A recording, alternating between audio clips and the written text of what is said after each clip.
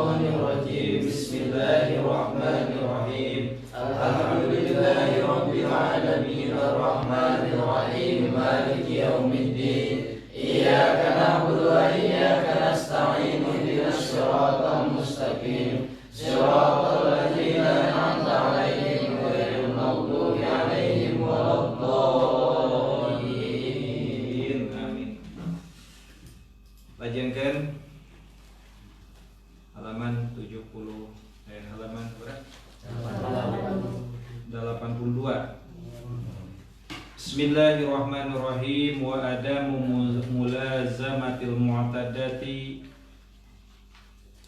jeung henteu netepkeunana salaki ka istri anu diidah lil maskani kana tempat calikna bi ghairi uzrin bari teu aya udzur. Wa adamu ihdadi jeung teu ayana ngabatas ala zauji ka salaki. Wa tanjisul masjidi sareng nganajisan masjid wa takziruhu jeung ngotoranana masjid walau bi tahirin sok sanajan ku barang anu suci. Wa tahawunu bil haji sareng nganggap enteng atanapi ngengke-ngengke bil haji kana ngalaksanakeun ibadah haji ba'dal istita'ati sabada istita'ah illa ayyamuta nepi ka yen maot eta jalma. Wal istidanatu jeung yen mereh hutang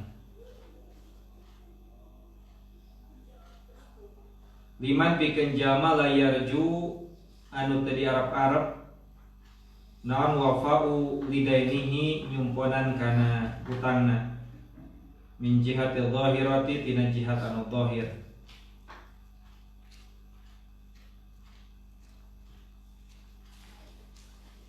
Walam ya'lam jeung teu dikanyahokeun sahada inumu jalma nu ngahutangkeunana bidalika kana iku daen.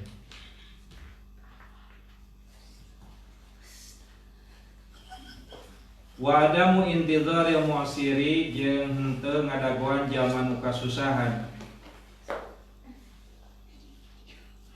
Wa badul mali jeung ngabalanjakeun harta pi maksiatin dina kamaksiatan.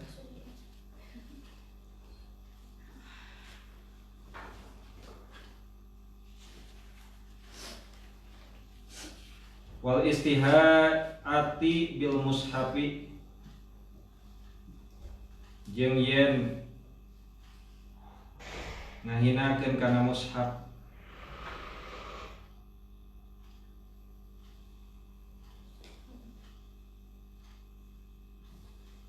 Wa bi kulli ilmin syar'iyyin jeung kana saban-saban ilmu syara. Wa tamkinu sabi jeung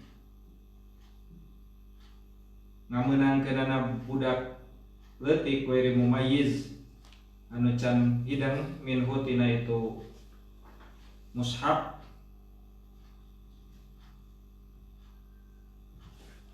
Wa tagyiru manaril ardi jeung ngarubah ciri taneuh atanapi batas atanapi patok.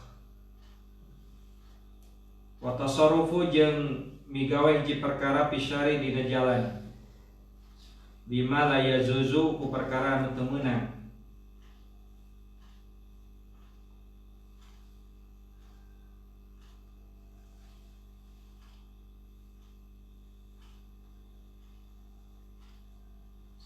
Wastimalul ma'ari jeung ngagunakeunana barang pinjeman fi ghairi ma'dzunin dina salianti anu diizinan lahu kana itu barang lahu ka itu jalma fihi dina itu barang. Au zada atawa nambahkan ala muddatil ma'duni kana masa anu diizinan lahu kana itu barang.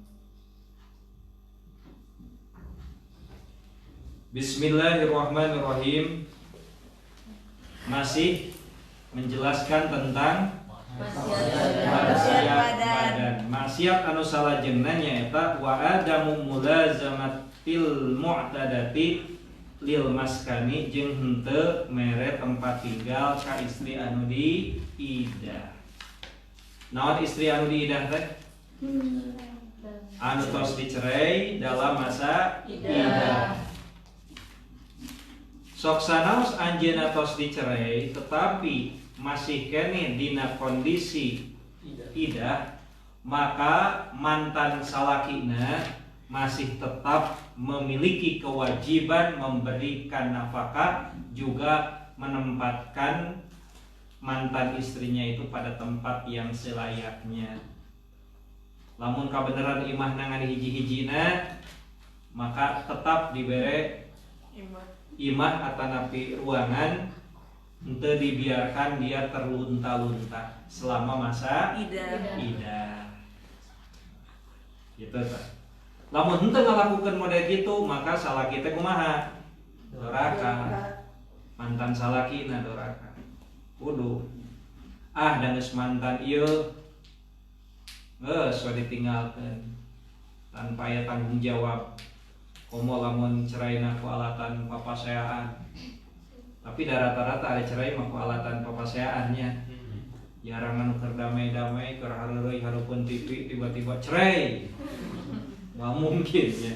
Pastina oge aya sebab musabab yang menimbulkan perang Baratayuda di antara kedua belah pihak yang tidak bisa didamaikan.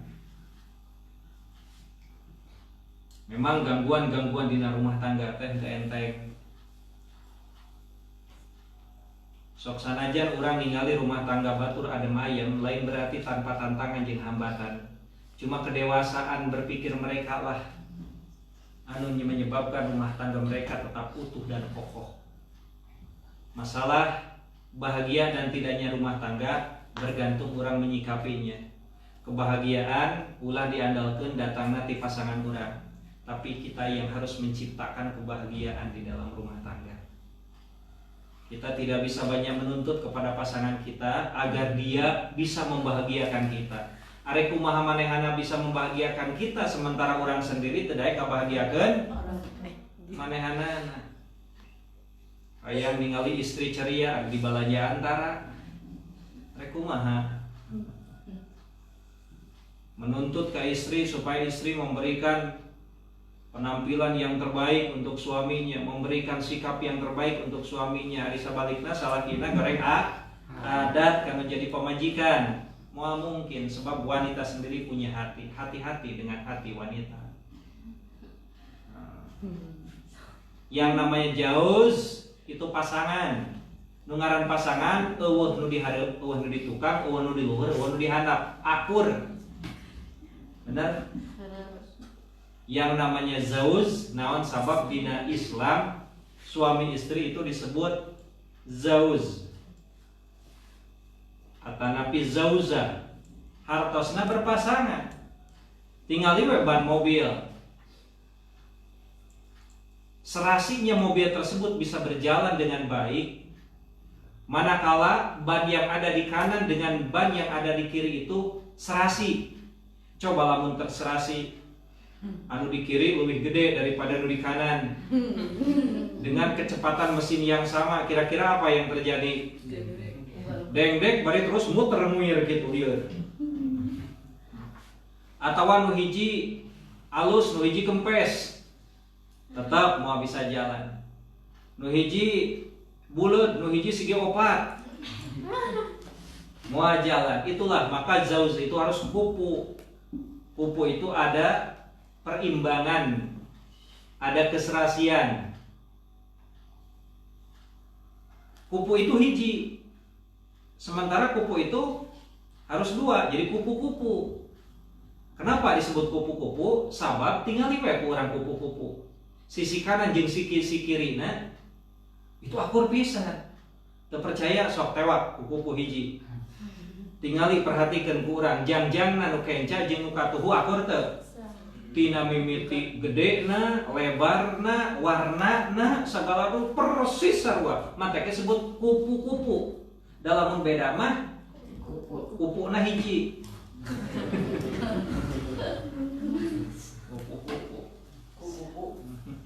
Nah, dalam sabab salaki jeung pamajikan teh kudu disebut kupu. Kupu teh hartosna pamajikan kudu jadi kupu. Salaki kudu jadi kupu majikan. Dan mentalnya adalah mental salaki ingin membahagiakan istri, mental istri harus ingin membahagiakan suami. Itu pasti akan tercipta kebahagiaan. Tapi lamun sebaliknya, istri menuntut kebahagiaan dari suami dan suami menuntut kebahagiaan dari istri, yakin kebahagiaan itu tidak bisa dicapai karena di sana ada masing-masing tuntutan. Kalau tidak terpenuhi pasti kecewa. Kalau suami sudah kecewa pasti larinya ke cewek.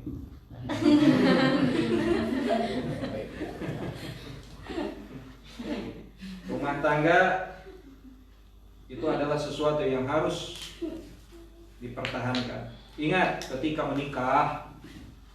menikah bertaburan dengan doa. Dimimiti doa inung bapa, dulur-dulur urang, tatangga-tatangga urang, masyarakat sekitar nu diundang kabeh ngadoakeun barakallahu laka wa baraka alaika wa jama'a bainakuma fi khair. Bertaburan dengan doa. Ditambah lagi malaikat yang tidak kelihatan ngadoakeun kabeh. Eta keur nikah. Jebrot we cerai. Lalu hakim memutuskan ikatan pernikahan di antara keduanya, maka yang terjadi adalah bergetarnya aras Allah Subhanahu wa taala, menangisi alam juga ikut nangis terhadap situasi dan kondisi dan akibat yang akan terjadi kepada pasangan tersebut.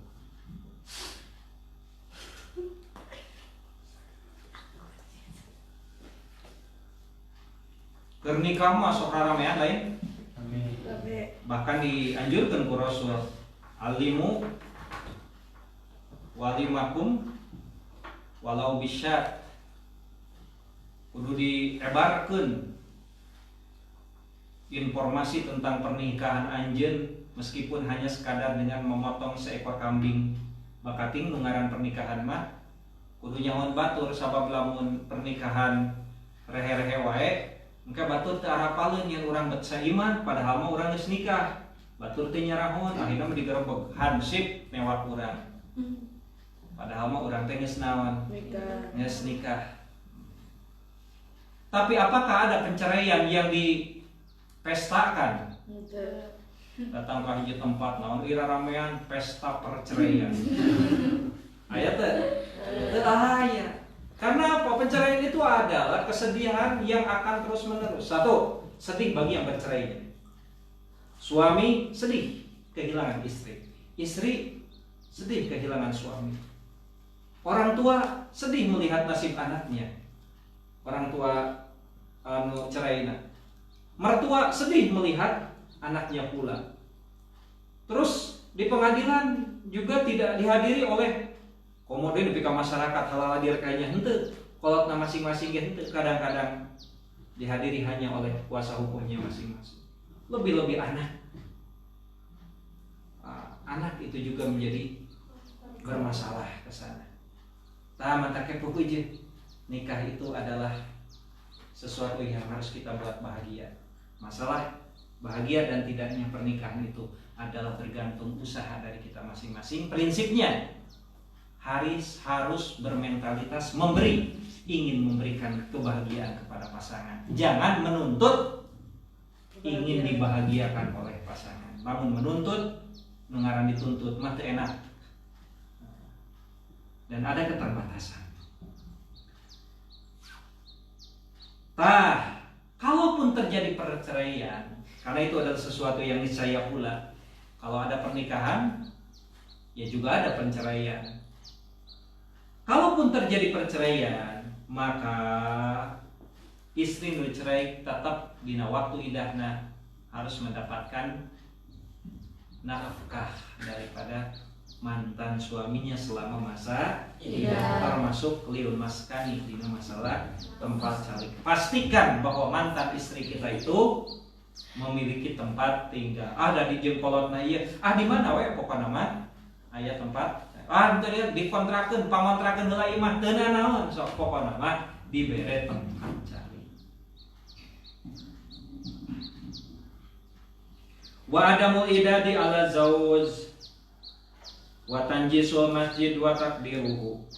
Geus sarua masih masalah kaitan jeung istrinya. Wa tanjisul masjid jeung nganajisan masjid wa takdiruhu jeung ngotoranana.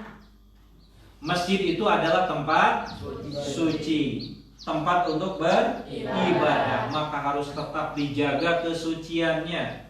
Ulah nepi ka jemaah arek salat di masjid teh teu jadi gara-gara karpetna bau dahdir santri. Nu rumah saosok ngadahdir. Apa ngadahdir? Dahdir teh tamasda. Dahdaroyu dahdir dahdiran. Tanu osok ngadahdir bahwa mudah dirun. Eta jama tukang ngadahdir. Karpetna anu dinaon? Anu kakeunaan ku tahdir wadah kamah wadah kamudah dirun. Mudah darun. Jadi urang kudu ngabersihan masjid. Ulah motoran masjid. Biarkan masjid menjadi tempat yang indah. Karena itu adalah rumah Allah Subhanahu wa taala, tempat beribadah Allah Subhanahu wa taala. Arek ku barang nu suci bitohirin. Sajan ku barang nu suci ngotoranana ka masjid mawa adrahi dibersihan henteu. Adrahi teh barang suci, tetapi lamun didahana di masjid itu motoran masjid. Punten termasuk ngarokok di dalam masjid. Ngarokok mah pantasna ge di zona bari nongkrong, bari ngegosip, barinya pantas di masjid naon ngarokok mah adalah masjid mah adalah tempat yang suci, kita muliakan. Bahkan ku Allah diperintahkeun kudu zinatakum inda kulli masjidin. Kudu berpakaian yang indah, yang rapi, anu seungit asup ka masjid teh. Ya lain kalah sabalikna ka masjid teh kalah motoran masjid. Terus kita harus memiliki semangat untuk membersihkan masjid. Insya Allah gede nilai ibadahna. Ya mah masjid teh pada ngantep. Komo zaman kiwari ke usum penyakit, maka sterilisasi masjid itu menjadi sesuatu yang sangat penting di kurang sadaya. Dosanya lamun urang motoran masjid. Wa tahawunu bil haji ba'dal istita'ati ila ayyamuta. Ngengke-ngengke kana ngalaksanakeun haji sabada istita'ah, sabada nepi ka samawatna. Sekalinya orang tersebut mencapai kepada situasi kemampuan untuk melaksanakan haji, maka saat itu pula dia memiliki kewajiban untuk melaksanakan haji. Lamun teh mah geus istitoah jadi teu istitoah deui, maka jadi teu leungit kewajibanana sabab manehna pernah nawan? Istitoah, pernah mampu. Jijalma ngalaman istitoah, boh kubeungharna harta, ku sehatna awak. Ari istitoah teh hiji istitoah dina mal. Haji mah nya istitoah dina bogana naon? Harta bekal. Sabab moal mungkin urang ka Arab Saudi ka itu tanpa bekal. Arek naik pesawatna arek leumpangna kabeh oge mah gabudakeun bekal. Lamun naik pesawat kudu ngongkosan pesawat. Lamun leumpang kudu boga bekal berhenti sabaraha tahuneun leumpang ka ditu. Mungkin ya mungkin wae. Jadi tetap kudu boga bekal. Istito'atu bil mal. Nu kadua istito'atu istito'ah dina kesehatan.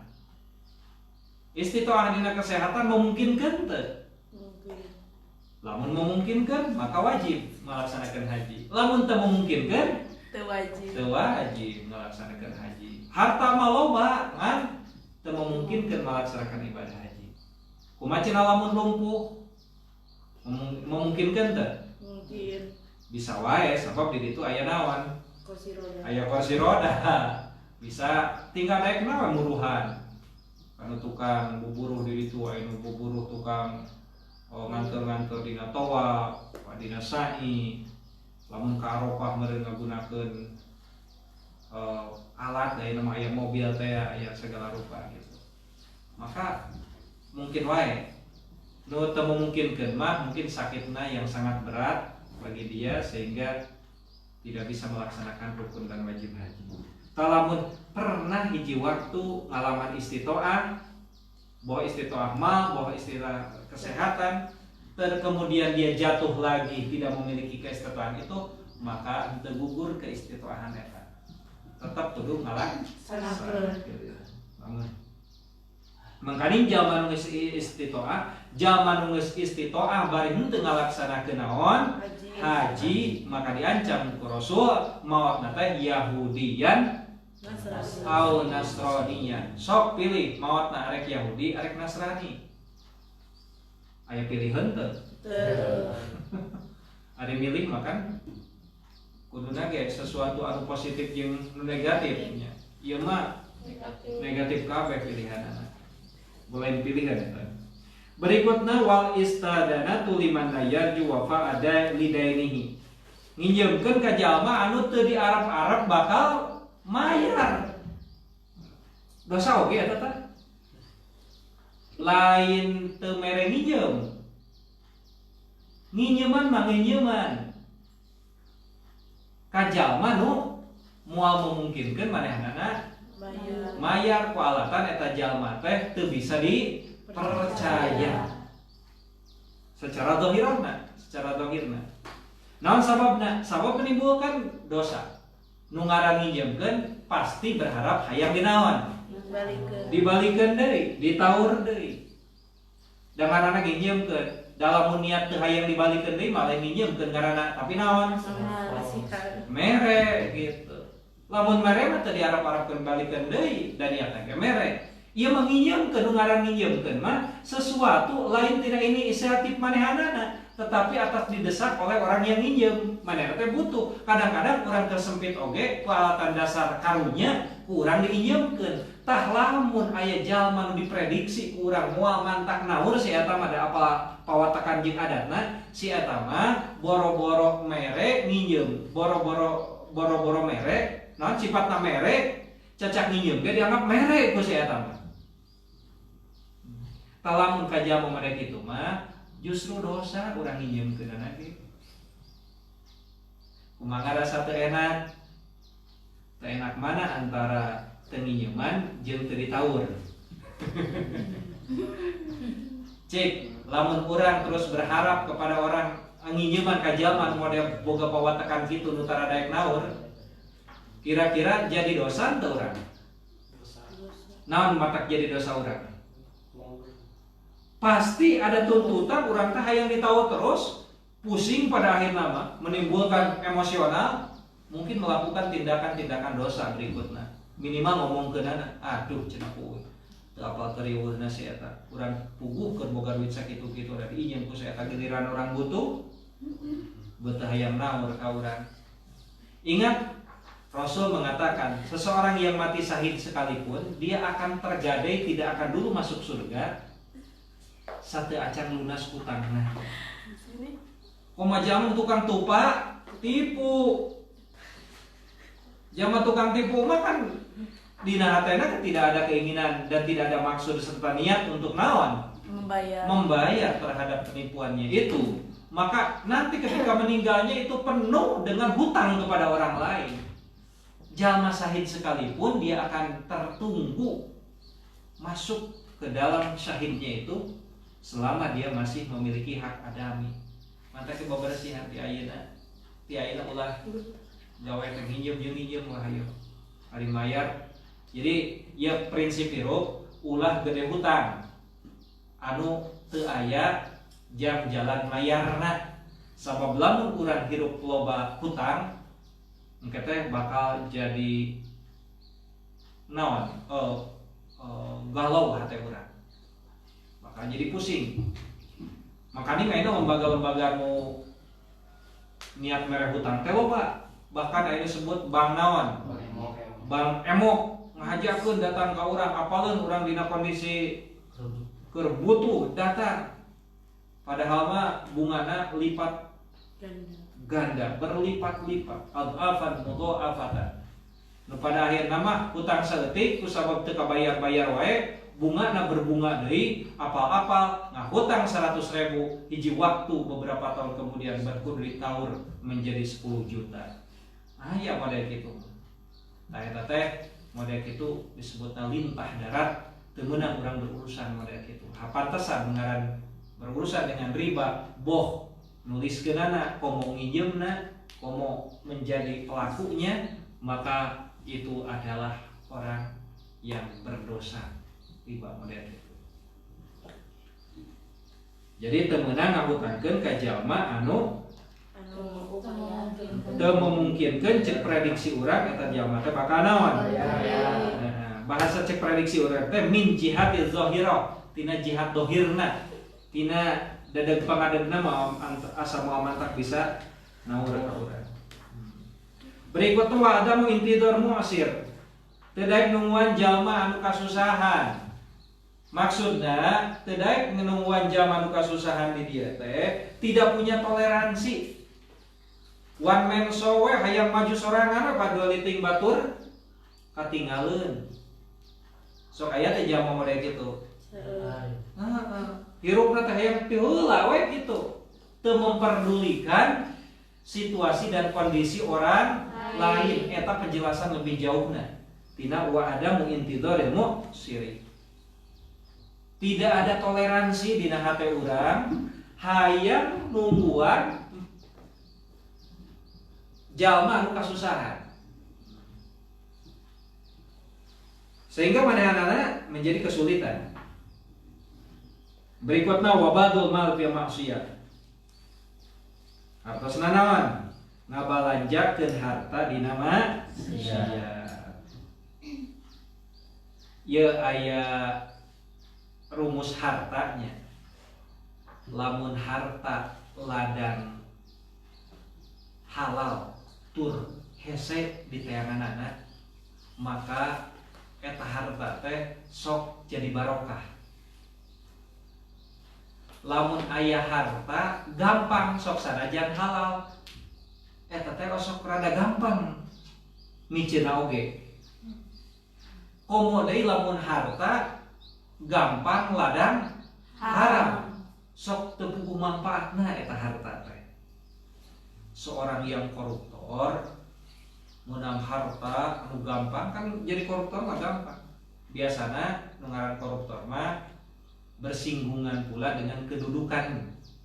Dari kumah korupsi atau boga jabatan lain, sebab dia punya kekuasaan terhadap keuangan tersebut. Kemudian dia lakukan rekayasa kumaha carana supaya manehanana menang bati bari teu halal gitu. Eta koruptor. Koruptor mah heueuh dina masa jaya nama serba loba, serba aya. Bahkan mungkin dia rajin sodako, rajin barang bere ka itu ka dieu.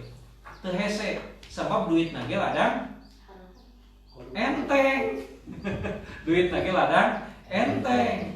Tetapi awal akhir tidak akan membekas apapun. Apakah hartanya itu beak dipakai naon? Berobat? Sebab jatuh sakit, atau harta teh beak disita deui ku nagara kusabab terjerat kasus naon? Korupsi kasus hukum. Nu pada akhir nama harta yang dia miliki boro-boro bisa bermanfaat untuk dirinya, bahkan yang ada adalah kemadaratan untuk dirinya. Nu aya tinggal dosa isukan di akhirat. Naudzubillah.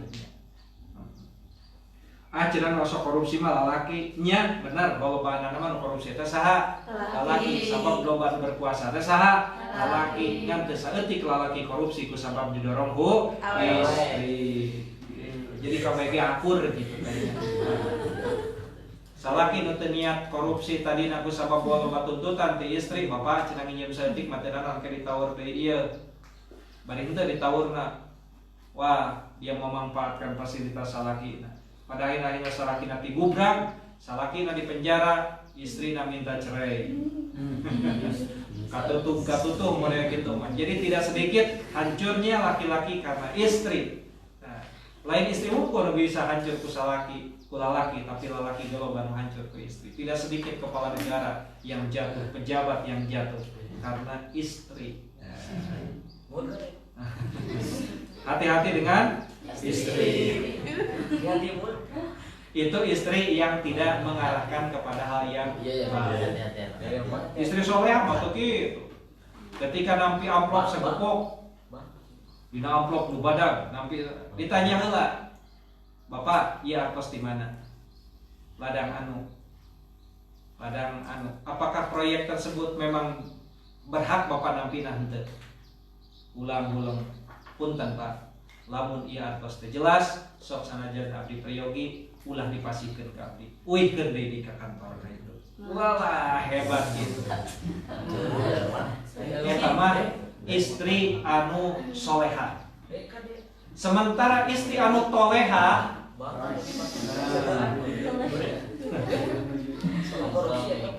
Bapak abdi priyogi artos aya henteu? Aya mah aya ngan artos proyek anu artos pahit lah Pak, pahit-pahit ege artos. Kan Bapak gaduh kekuasaan, masalah pertanggungjawaban mah kumaha engkewe. Biasa diatur Pak. Ayeuna mah gunakeun we heula. Gunakeun tah eta mah istri toleha nu ngaruksak ka salaki model kitu. Sebab gitu maka pepeujeuh nya urang ulah tergoda oleh harta-harta yang haram. Sakali deui harta haram biasa nama hilang tanpa berbekas, yang ada adalah tinggal dosa na hungkul. Wal istihanatu bil mushafi wa bi kulli ilmin syar'iyyin teu ngahargaan kana Al-Qur'an jeung kana ilmu syara. Wa tamkinu sobi ghairi mumayyiz, membiarkan anak kecil untuk bermain-main dengan mushaf Al-Qur'an. Wa tagyiru manaril ardi, eta ngarobah naon? Batas-batas taneuh. Aya teh saeutik jalma anu ngarubah batas-batas taneuh.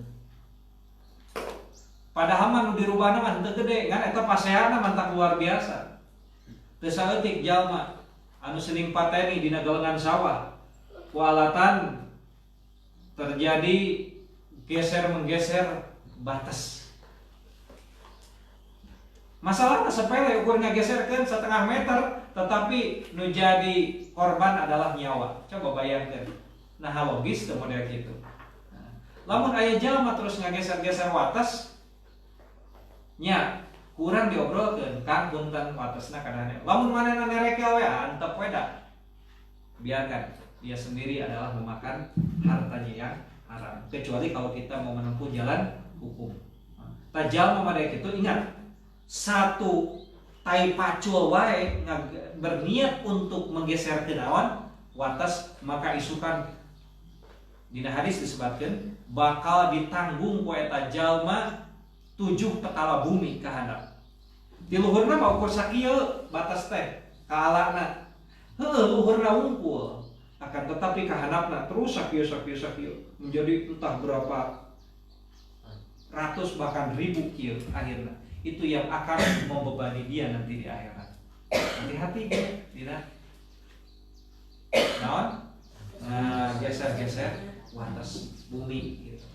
Tah, ngageser-geser wates oge, bisa oge di mana lain ngageser-geser wewenang.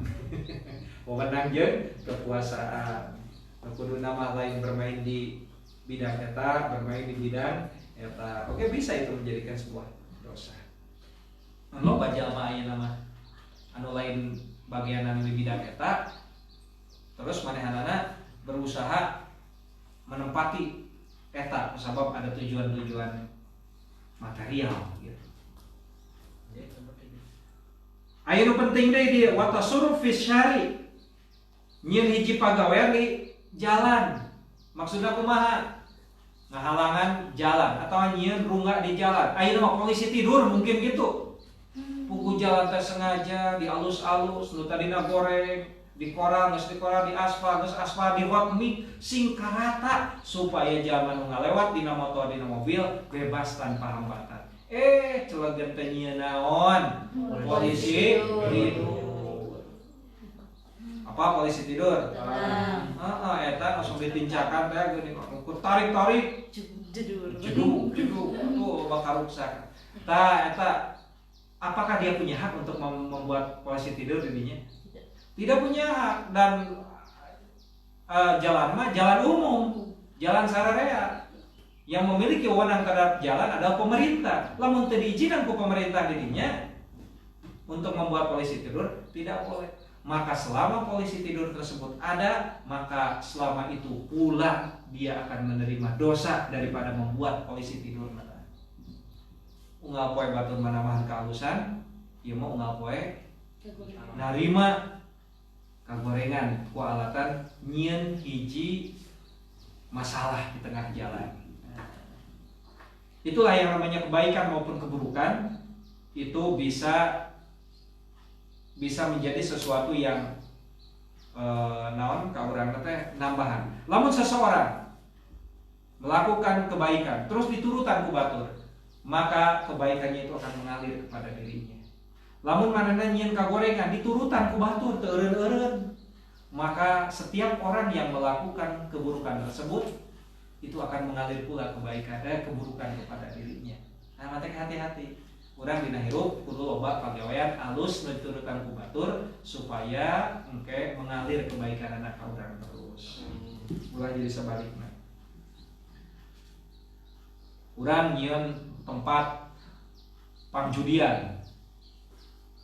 Ingat, dosana lain ukur sakadar nyieun tempat pangjudian. Selama eta tempat terus digunakan, bahkan dari turunan ke turunan, dari generasi ke generasi digunakan tempat urang geus maot nepi ka iraha oge, tetap dosanya akan datang terus kepada kita. Nauzubillah.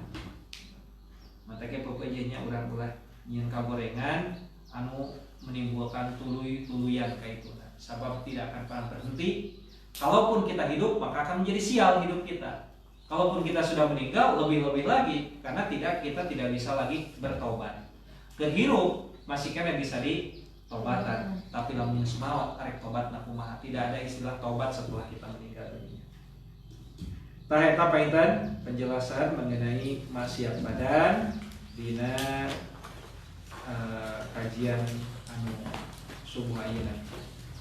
Wallahu a'lam bishawab. Subhanallahumma wa bihamdika asyhadu an la ilaha illa anta astaghfiruka wa atubu ilaik. Assalamualaikum warahmatullahi wabarakatuh. Waalaikumsalam.